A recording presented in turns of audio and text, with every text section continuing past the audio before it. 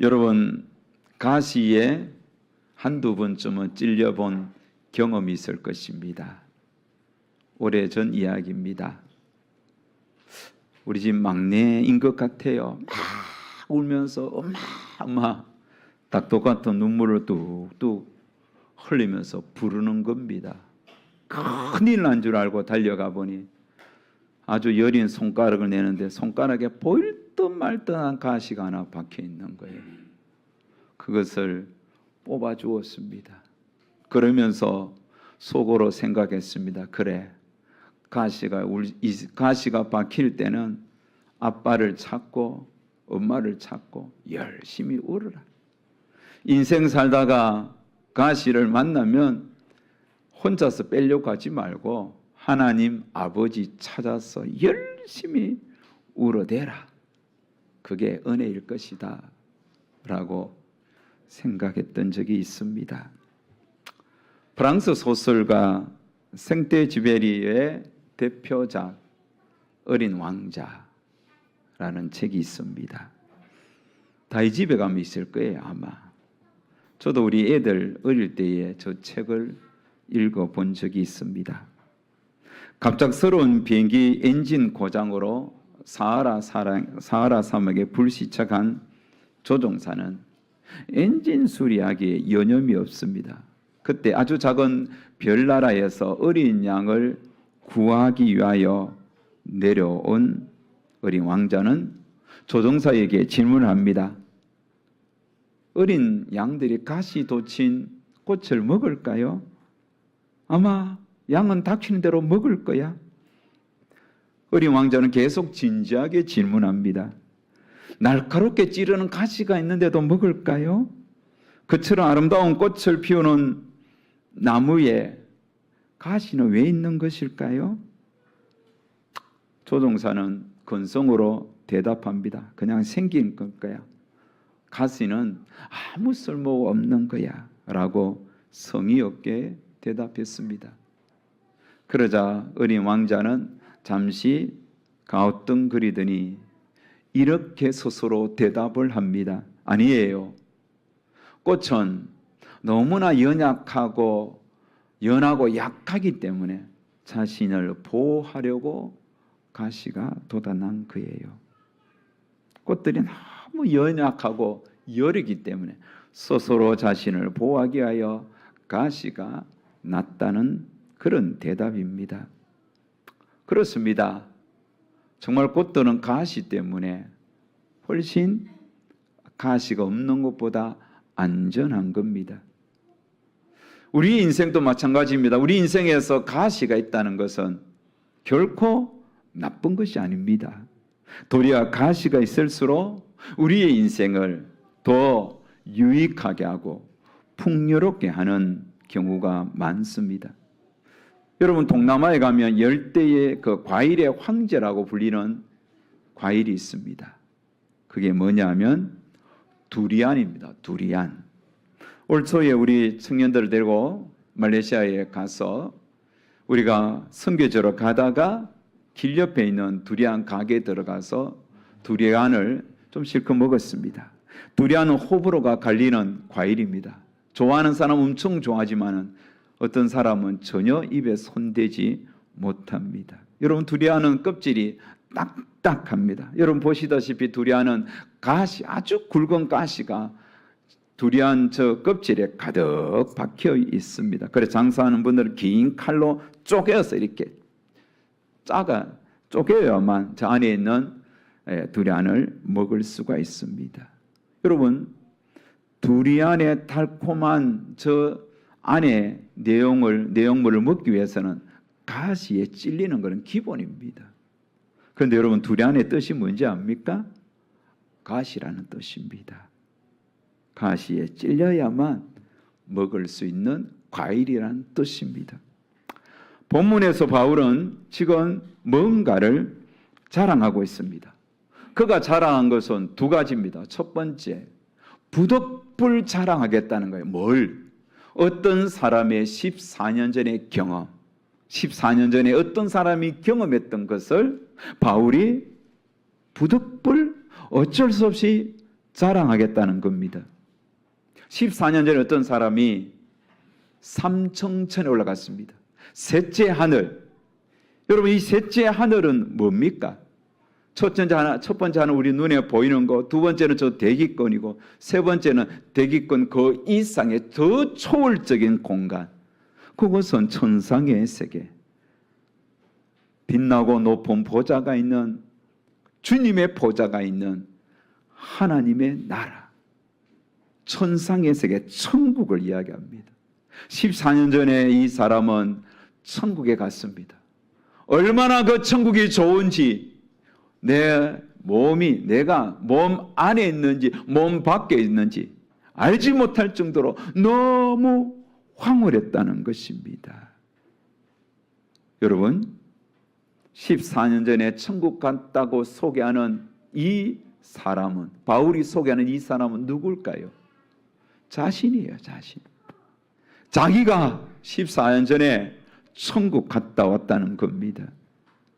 하지만 자신이 하늘에 갔다 온 이 경험을 그는 자랑하려고 하는 것이 아닙니다.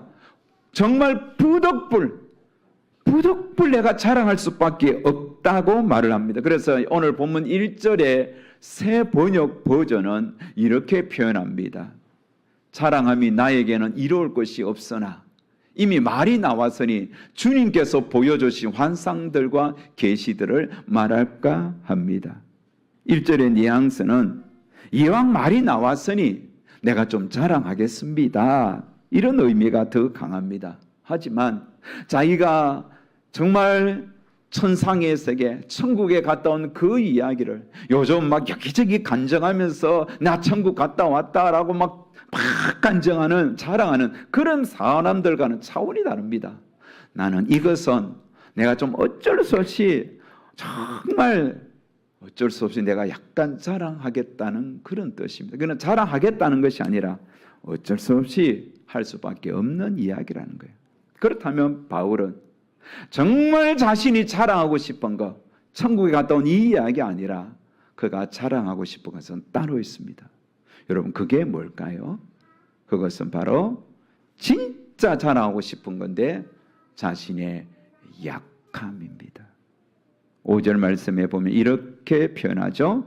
5절 다 같이 우리 자막을 보고 한번 읽어볼까요? 시작.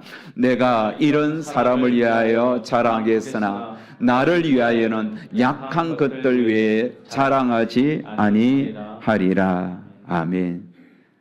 나를 위하여는 약한 것들 외에는 자랑하지 않겠다. 다시 말하면 나는 나의 약함을 자랑하겠다. 그런 뜻이죠. 나의 약함을. 고린도후서 11장 30절에 보면 내가 부득불 자랑할진대 내가 약한 것을 자랑하리라. 오늘 본문 10절에도 그렇게 표현하죠. 10절 말씀을 다 같이 한번 읽습니다. 시작. 그러므로 내가 그리스도를 위하여 약한 것들과 능력과 궁핍과 박해와 공고를 기뻐하노니 이는 내가 약한 그때에 강함이라. 바울은 나의 약한 것을 자랑할 뿐만 아니라 기뻐한다고 했습니다. 그가 당한 약함은 어떤 것들이 있습니까? 보십시오. 능욕당한 것. 많은 능욕을 받았습니다. 박해도 받았습니다. 말할 수 없는 고난을 받았습니다. 바울이 이렇게 자신의 약함을 자랑하게 된 계기가 있습니다. 그것은 바로 예수님을 만나고 보니, 예수님을 만나보니 나의 약함이 도리어 부끄럽고 수치가 아니라 자랑거리가 되었다는 겁니다. 예수님을 만나보니 정말 십자가 외에는 자랑할 것이 없다는 거예요. 그래서 갈라디아서 6장 14절에 보면 그러나 내게는 우리 주 예수 그리스도의 십자가 외에는 결코 자랑할 것이 없으니, 그리스도 십자가 외에는 나에게는 자랑할 것이 없다라고 확신 있게 이야기하는 겁니다. 바울이 자신이 이렇게, 여러분 바울의 삶을 돌아보십시오. 바울은 정말 자신을 드러낼 수 있는 다양한 자랑거리가 있었습니다. 하지만 예수님을 만나고는 그 모든 자랑거리들 배설물처럼 버리고 오직 나의 약함을 자랑하는 거예요. 바울이 왜 그러면 이렇게 자신의 약함을 여기저기서 자랑한다고 말을 했겠습니까? 우리 같으면 그가 자랑하고 싶은 다른 것들을 막 자랑하고 싶을 텐데 바울은 나의 약함을 자랑한 거예요. 나는 이렇게 약하다. 그것은 바로 그에게 있었던 치명적인 가시 때문에. 바울은 육체에 큰 아픔이 있었어요. 그것을 그는 사탄이 준 가시라고 이야기했습니다. 그 가시가 무엇인지 성경은 밝히지 않았습니다. 바울은 그 가시 때문에 얼마나 고통스러운지 하나님 앞에 정말 진지하고 뜨겁게 3번씩이나 하나님 이 가시를 없애달라고, 너무 힘듭니다, 주님 이 가시를 제거해달라고 기도하고 또 기도했습니다. 성경학자들은 이 가시가 뭔지 나름대로 연구하며 추측합니다. 어떤 분들은 그것은 영적인 것으로 사탄의 집요한 방해 공작이다, 사탄의 집요한 공격이다 라고 이야기했습니다. 또 어떤 학자들은 그것은 정신적인 것으로 바울의 육체적인 너무 피로로 인한 정신적 피로 혹은 자신 속의 욕망, 의심 이런 것들이라고 말하기도 했습니다. 하지만 여러분 대부분의 학자가 바울에게 있는 가시는 육체적인 고통이라고 합니다. 질병이라고 이야기해요. 그래서 어떤 학자는 눈, 안질이 좋지 않았다. 그래서 자기가 하고 싶은 이야기를 대필하는 대필자도 있었고 큰 글씨로 써서 읽기도 하고 또 어떤 초대교인도 눈이라도 빼어서 바울에게 주고 싶을 정도로 그렇게 그의 눈이 안 좋다고 하는 거죠. 그래서 그의 가시는 육체, 눈이라는 거예요. 사실 여러분 시력이 안 좋으면 많이 불편합니다. 저도 요즘 이렇게 가까운 글씨, 먼 글씨 이렇게 보는데 이전보다 훨씬 불편함을 느낍니다. 아마 여러분도 마찬가지일 거죠. 또 어떤 분들은 육체적인 그 질병 중에 간질이라고 이야기하는 거예요. 간질. 간질은 갑자기 막 쓰러지니까 그게 저주병이라고 했던 거예요. 그래서 바울이 정말 복음 전하는 자 갑자기 막 거품 불고 쓰러지면 이게 어떻게 되냐고요. 그래서 하나님 앞에 이거 좀 치료해 달라고 이야기했다고 합니다. 또 어떤 학자들은 두통이라는 거예요. 늘 머리가 아팠다는 거죠. 무엇이 되든 바울에게 가시는 좀 육체적인 질병 중에 하나인 것은 사실처럼 느껴집니다. 하지만 여러분 바울이 그렇게 육체에 가시가 있어서 하나님 앞에 구하고 또 구해도 이것 좀 빼달라고, 이것 좀 치료해달라고 그렇게 기도하고 또 기도해도 하나님은 거절했습니다. 거절했어요. 왜 하나님이 거절했을까요? 바울이 깨달았어요. 왜 하나님이 내 기도를 3번 거절했을까? 3번 거절당하고 보니까 바울이 깨닫게 된 거예요. 아, 이것 때문에 하나님 거절했구나. 그래서 바울은 더 이상 자신을 고통스럽게 하는 가시를 빼달라고 구하지 않았습니다. 바울이 깨달은 첫 번째는 가시는 자기를 자만하지 않도록 하기 위함이라는 것입니다. 7절 말씀을 우리 같이 읽습니다. 시작. 여러 계시를 받은 것이 지극히 크므로 너무 자만하지 않게 하시려고 내 육체에 가시 곧 사탄의 사자를 주셨으니 이는 나를 쳐서 너무 자만하지 않게 하려 하심이라. 아멘. 여러분 바울은 자만할 정도로, 자만할 수 있을 정도로 자만할 수 있는 그런 거리들이 사실은 많은 자였습니다. 난지 8일 만에 할례를 받았습니다. 이거는 히브리인 중에 정말 핵심 히브리인들이 받는 거예요. 자만할 만합니다. 게다가 나면서부터 세계를 주름 잡았던 로마의 시민권을 가진 자입니다. 여러분 미국 시민권만 가져도 얼마나 여러분 혜택이 많습니까? 로마의 시민권을 가진 자였습니다.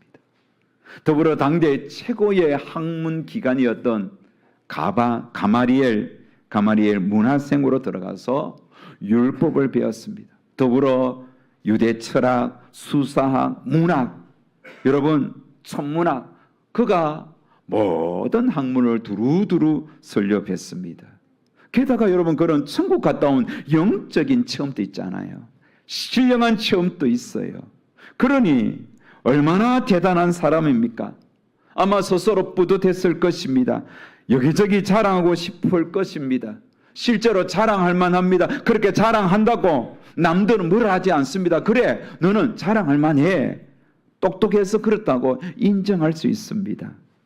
그런데 바울은 자신의 고통스럽게 하는 그 가시 때문에 깨닫습니다. 아, 이 가시는 주님이 나를 이것을 빼달라고 그렇게 애원해도 빼주지 않는 것은 하나님이 나를 자만하지 않도록 하기 위함이구나. 나에게 겸손한 삶을 살도록 하기 위함이구나 라는 사실을 깨달았습니다. 그래서 바울은 주님을 닮아서 겸손하기 시작했습니다. 자신의 자랑거리는 모두 배설물처럼 다 버려버리고 오직 십자가에 못 박히신 예수 그리스도 외에는 아무것도 자랑하지 아니하기로 작정했던 겁니다. 그렇습니다. 여러분, 가시는 우리를 자만하지 않게 합니다. 가시가 있다는 것은 하나님께서 내 인생에 겸손함이 뭔지를 보여주려고 하는 겁니다. 그래서 가시는 내 인생이 달려가지 못하도록, 내 인생이 과속하지 못하도록 바른 하나님의 브레이크입니다.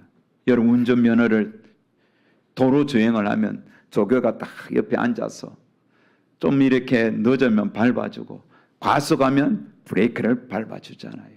우리 주님이 그렇습니다. 우리 인생이 과속하지 않도록, 한없이 높아지지 않도록, 한없이 교만하지 않도록 하나님께서 가시를 통해 내 인생에 브레이크를 탁탁탁 밟아주는 거예요. 그래야만 우리 인생길이 안전 운행하는 겁니다. 좌우로 돌아보면서 막 앞만 보고 막 자기 잘나서로 달려가다가는 막 어디에 처박혀서 여러분 큰일 날지 모릅니다. 그러니 내게 가시가 있다는 것은 내 인생을 하나님께서 속도를 조절하는 겁니다.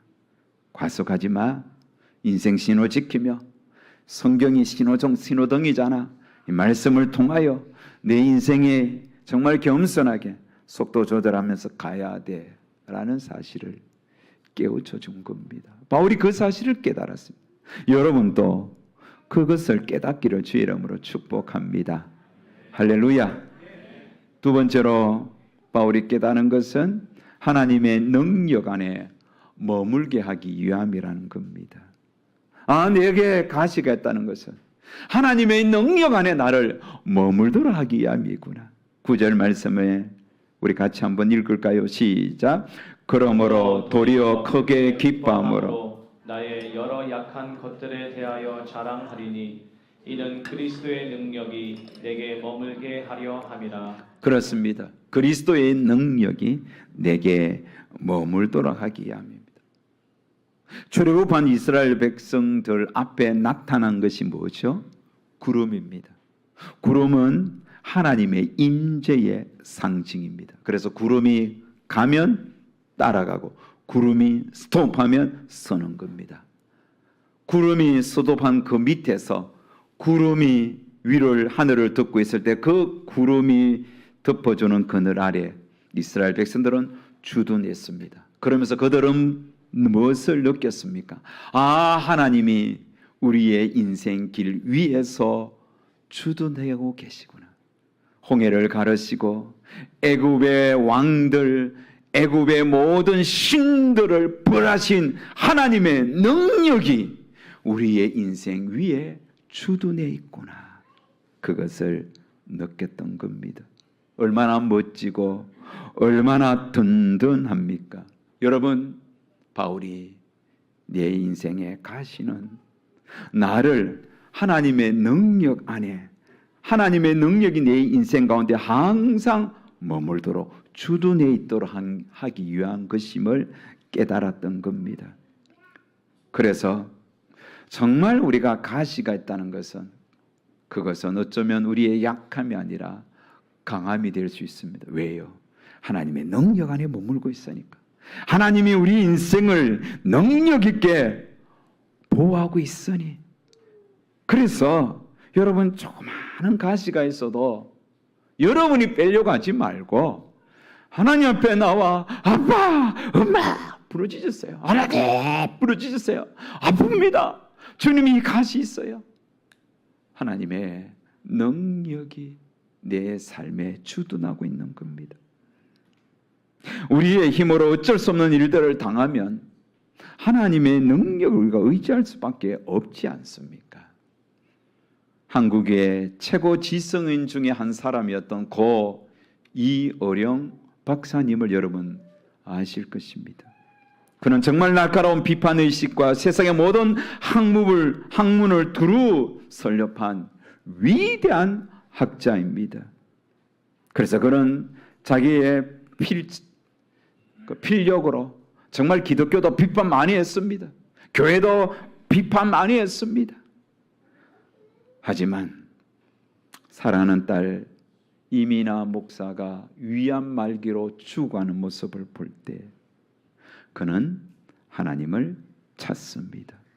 정말 하나님이 살아계신다면 내 딸의 질병을 치료해 달라고 간절히 기도했습니다. 그러면서 지금까지 자신이 최고로 여겨왔던 그 지성의 세계 그 이상에 뭔가 있다는 것을 깨달았습니다. 그건 뭐냐? 하나님이 계신 영성의 세계. 그래서 그가 딸로 인하여 정말 자신에 있는 그 딸의 아픔, 그 육체의 가시로 인하여 하나님을 만났습니다. 하나님을 만나고 지금까지 그가 최고로 여겨왔던 지성의 세계 그 이상에 있는 영성의 세계에 눈을 뜨면서 쓴 책이 지성에서 영성으로라는 책입니다. 딸의 질병과 죽음이라는 가시를 통하여 그는 하나님의 능력을 체험했습니다. 그래서 주님 앞에 서는 그 마지막 순간까지 더욱 하나님을 의지하며 영적 깊이를 더했습니다. 그 하나님의 능력 안에서 말년을 살아갔지요. 하나님의 능력 안에서 말년을 살면서 그런 더 깊은 하나님의 은혜를 깨닫습니다. 몸은 점점 쇠약해져 갑니다. 망가져 가고 있습니다. 기능이 점점 약해집니다. 그런 가운데서도 하나님을 바라보는 영안의 세계가 점점 열려지면서 그런 자신에게 찾아오는 그 죽음을 두 눈으로 똑바로 직시하면서 자기가 깨달았던 죽음과 삶의 세계에 대하여 하나님의 세계에 대하여 그는 누군가 인터뷰를 통하여 이어령의 마지막 수업이라는 유고작을 남기게 됩니다. 가시는 이렇게 영적인 깊이를 다하는 거예요.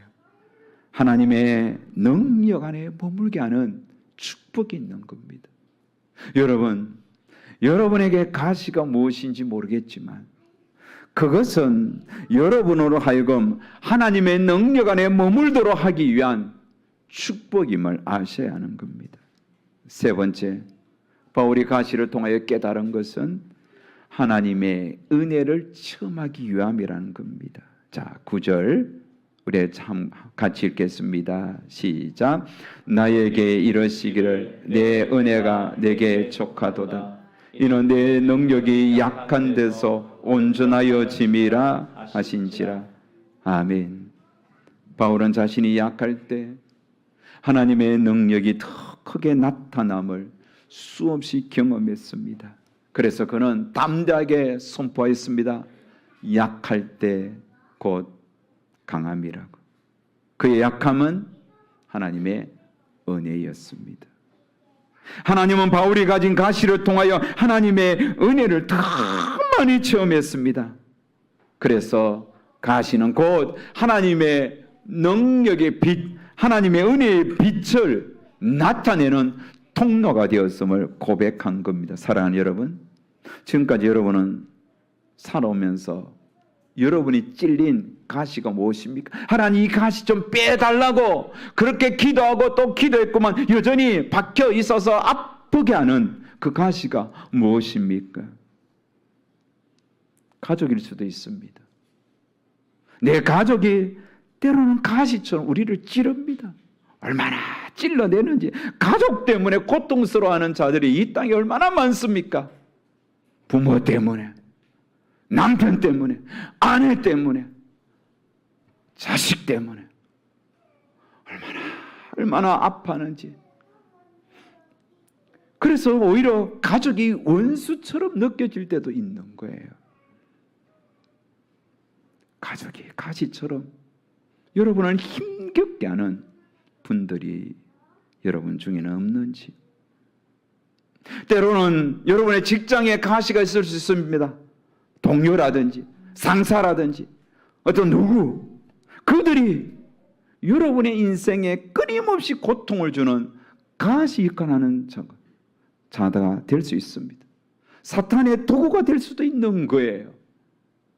혹은 여러분이 정말 실수했던 과거의 어떤 사건, 정말 나를 부끄럽게 했던 과거의 어떤 일들, 치명적인 실수, 치명적인 넘어짐, 그런 것들이 끊임없이 나를 괴롭힐 수도 있습니다.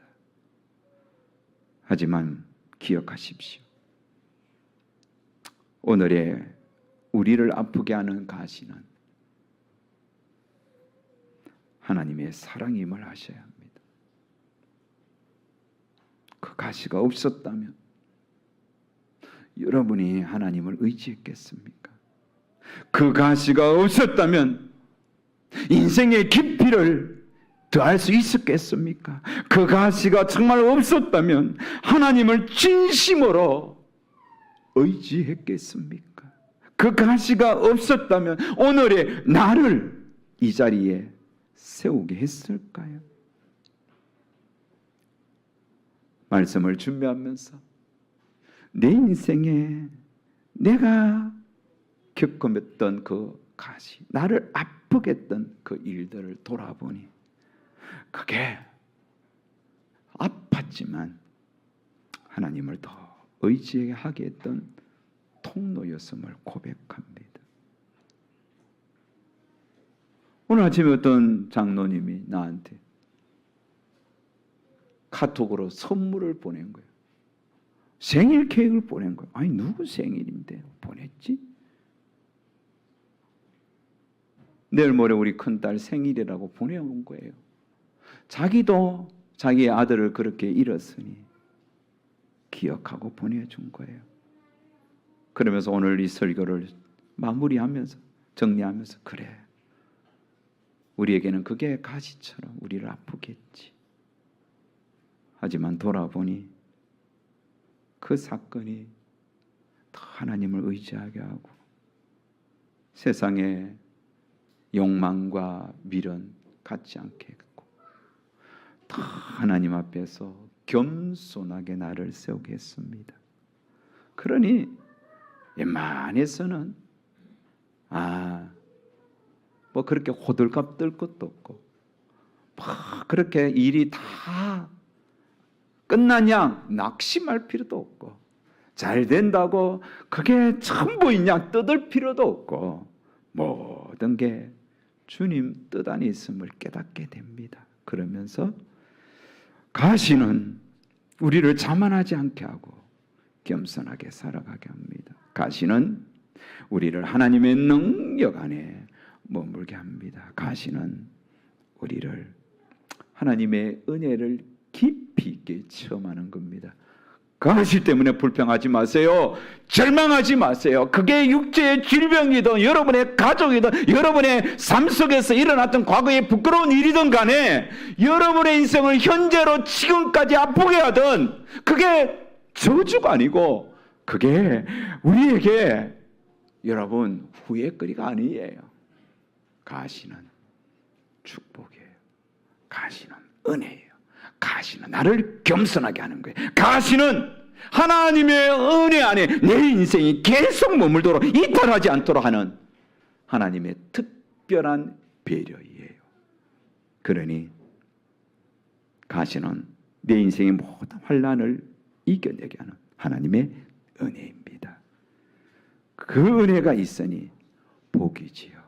그 은혜를 여러분 기억하고 다 함께 가시기 때문에 낙심하지 말고 넉넉하게 이겨내시기를 주의 이름으로 축복합니다.